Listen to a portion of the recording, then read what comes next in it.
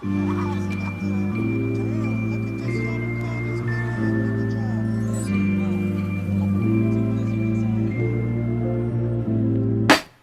guys, welcome back to my channel. We have another what I eat in a week. It's currently October 26th and we are going to have a really fun week together. Since it's almost 11 now, I didn't want to eat a full-on breakfast, so I just sliced some apples and put some almond butter into a little bowl. This is my favorite snack. So I'm gonna eat this while I read my book. Also this week, I'm going to answer one food-related question every single day. So I already ran a question on Instagram for you guys to ask me anything. But yeah, I haven't checked them yet. I'll go check them in a second. I'm kind of curious about what you guys have asked me, so we shall see, we shall see.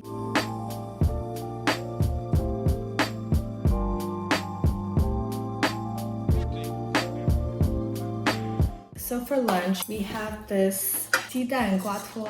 We also have this Asian salad right here. And then we have homemade dumplings. So good. And guys, right here is the best thing ever. 好好吃啊，你做的. It's avocado. Mochi, excuse you. We have avocado in here, some onions, and tomatoes. 对不对? Oh, and then the dressing is made out of apple vinegar. And then soy sauce as dressing. Sesame oil. Oh, olive oil. We have very yummy foods today. I mean, it's yummy every day to be honest, so. 这好好吃，就喜欢吃这个，太好吃了。Oh, we also have porridge. Yeah. You know it when you don't, you just don't. Simple as that. You can't buy this feeling, that's for sure. I just finished lunch and we have our first question. One that stuck out to me the most because I was about to talk about this topic anyway with you guys. And the question is, what if changing your relationship with food would make you gain weight? Would you still have changed it? And the answer is yes, absolutely. I would do anything to have a healthy relationship with food in my body. And it's interesting this question came up because I was about to talk to you guys about my experience with intermittent fasting. Because in my last What I Ate in a Week, I was doing intermittent fasting. I was doing it for almost 2 months. It was going really well, but as time went on, I noticed that my cravings were becoming insane. Like, I can't even describe to you how bad it got. Because I was only eating from 12 p.m. to 8 p.m., I wasn't getting enough of the calories that I needed to stay healthy and to maintain my very active lifestyle. And I didn't think about this issue because back in freshman year of college when I was doing IF, it worked so well for my lifestyle because I was eating a lot more back then. I was just not working out a lot.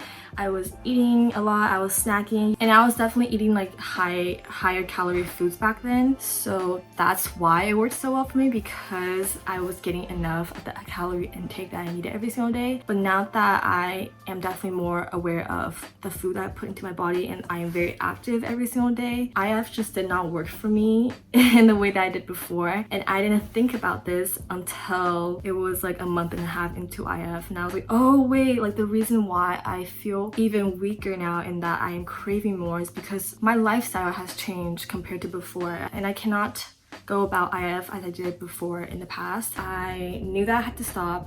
It wasn't worth my health, and I decided to go back to my regular eating habits. I knew that I was probably going to gain weight because I'm eating a lot more calories than I did before, and I was totally fine by it because I don't care how much weight I gain. I legit will do anything to become healthy and to be myself again. I'm very glad that I did IF because now I know how differently my body reacts to IF and that it's not going to be the same as it was before. Don't be afraid to gain weight and to change your way of eating and change your relationship with food, because if you're changing it for the goodness of your mental health, of your physical health, it's probably going to have a really positive impact on your life. My relationship with food is even better than before.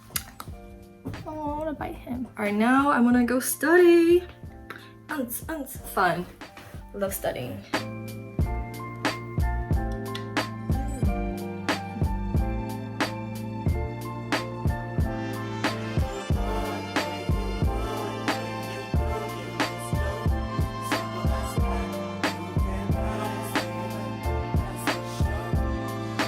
It's dinner time and We are just eating leftovers today because we have quite a lot. We have a mixture of leftovers here, the salad from this morning, the bingeing from this morning as well, and we have porridge.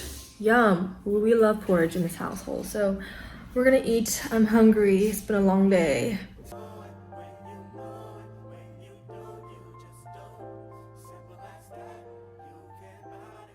Good morning. It's Tuesday, October 27th, and we are about to have brekkie. As usual, I'm going to make oatmeal. I'm pretty sure you guys know how to make it by now, so I won't show you. Just kidding, I will. So for today's question, we are going to talk about binging, stress eating, and food guilt. If you're struggling with this, you're not alone. Our experiences are all very different, so I won't be able to give you a definite answer on how you can overcome binging, stress eating, and food guilt. But there are a few things I want to share with you that may help you guys. They definitely help me. Most importantly, don't set so many rules for yourself, and by that I mean live freely. Don't label food as good or bad, just see food as food and how nutritious it is for you. I think the main thing that causes us to binge and overeat is that we confine ourselves to too many rules and standards. We place ourselves in this healthy box, and we think if we dare to step out of it, we will gain weight, lose our results, become undesirable, and all those other mean things we will say to ourselves. And from the stress of worrying about gaining weight because you ate a damn cookie, you get even more stress, and that causes you to eat even more. Sounds familiar? Yeah, we've all been there, and the cycle is vicious and endless. However, there is a way to stop it. From now on, I want you guys to stop seeing food as good or bad and start seeing it as how good it'll make you feel and how much nutrients it will provide you. By doing this, you're removing yourself from that healthy box, which is actually quite unhealthy, and placing yourself back into the real world where you can live freely and enjoy every bite, taste, experience, and moment.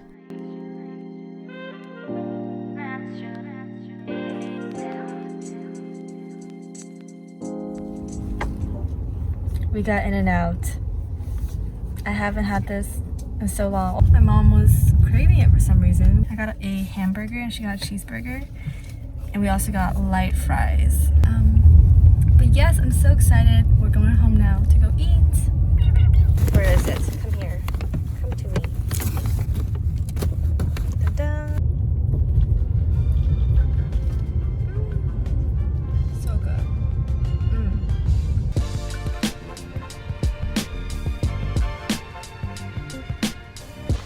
Boom. Take this out. You're so sad looking. Oh my. Fry. So I like to cut my burgers in half because my mouth is too small, and this is the optimal way for me to eat a burger. Yay. Wow, 真的好长时间没吃了。Do you guys also eat French fries with knives? Because they... 太难了，你的最起码中午不会有人。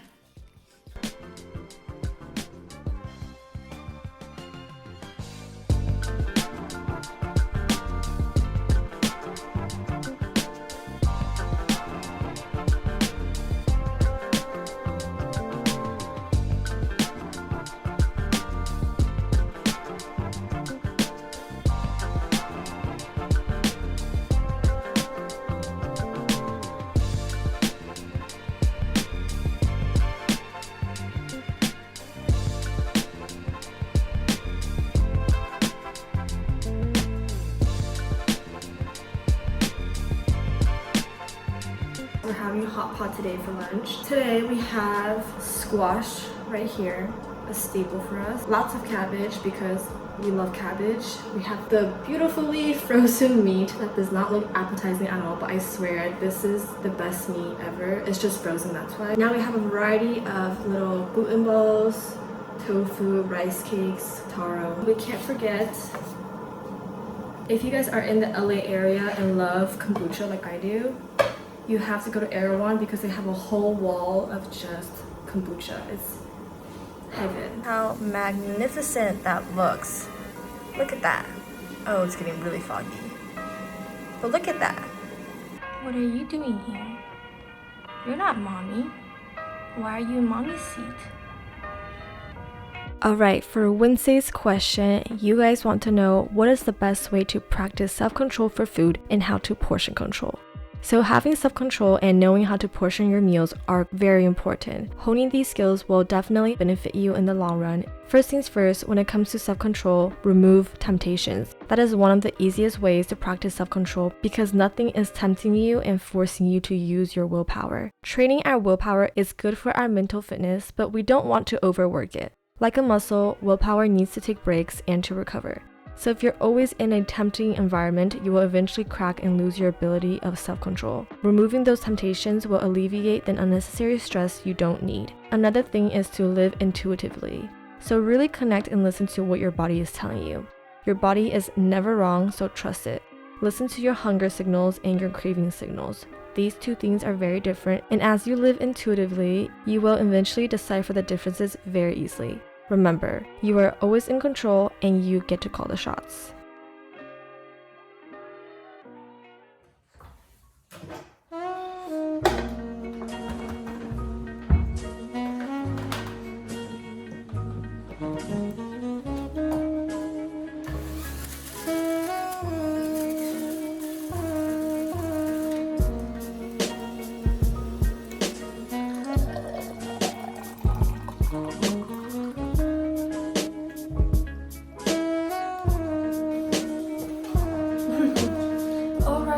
Good morning, you guys. It is Thursday, October 29th, and we are having celery juice.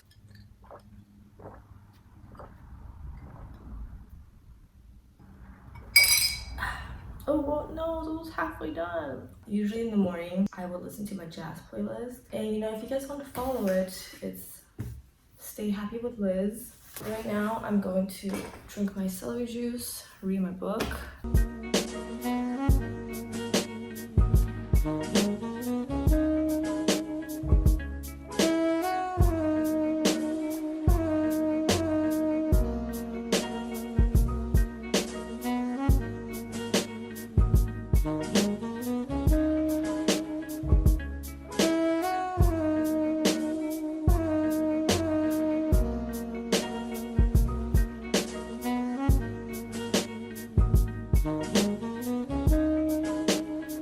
We went to go get some tea. I got matcha powder and we are about to go back home to have lunch. We have 螺蛳粉 and 肉夹馍. It's really good. I'll show you guys in a jiffy.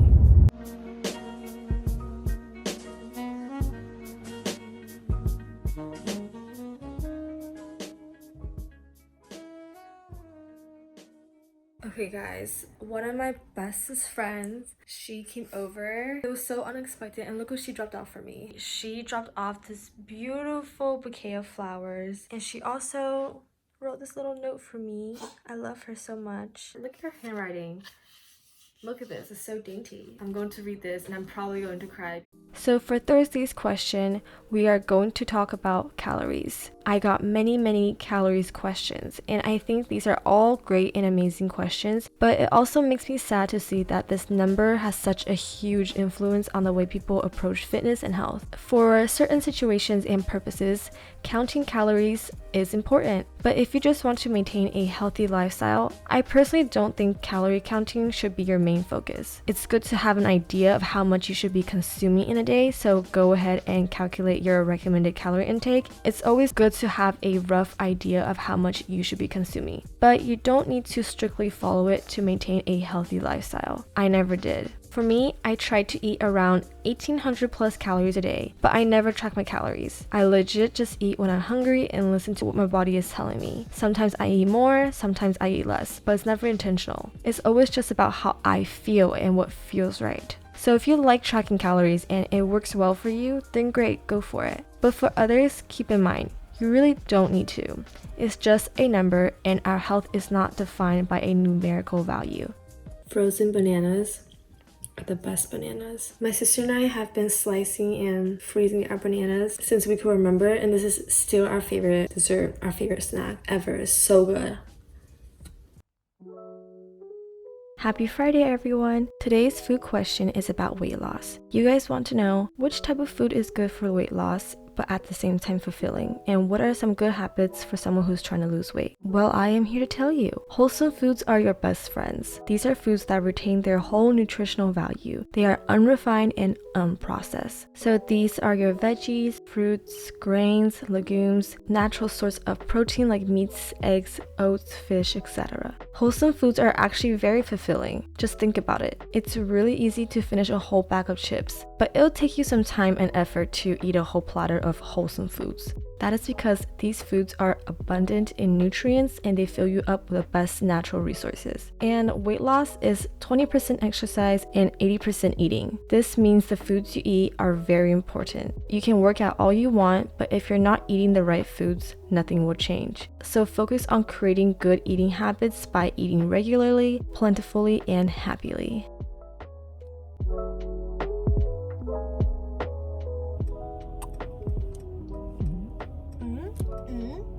哇，好漂亮啊！哇哦，好漂亮。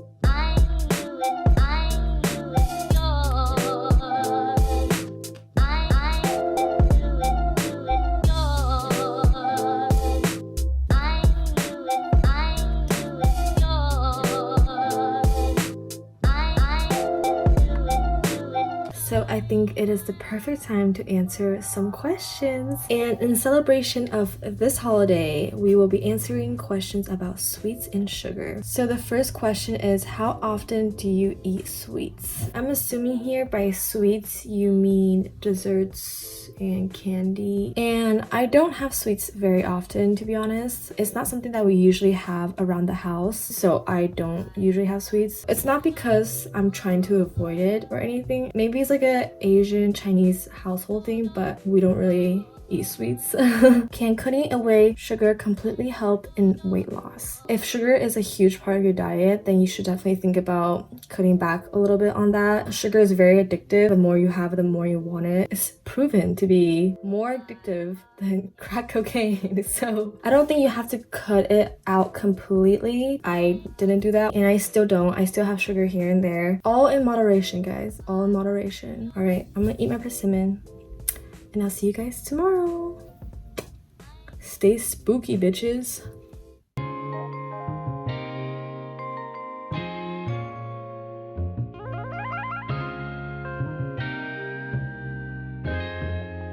Ryan Little.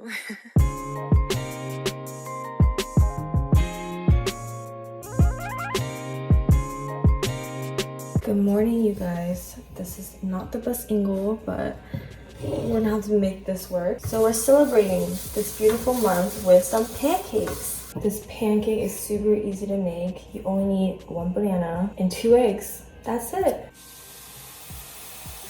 Ooh, that's a big one. Oops, that's a little too big.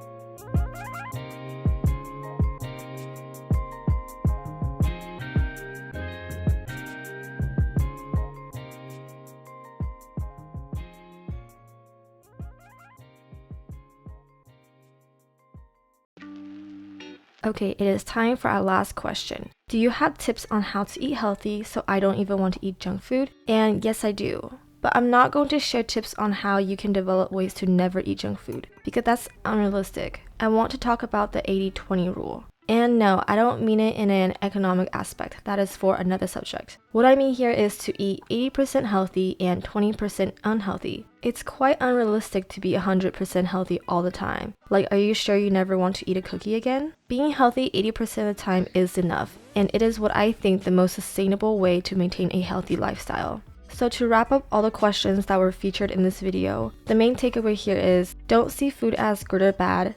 Live intuitively, and being 80% healthy is perfectly fine.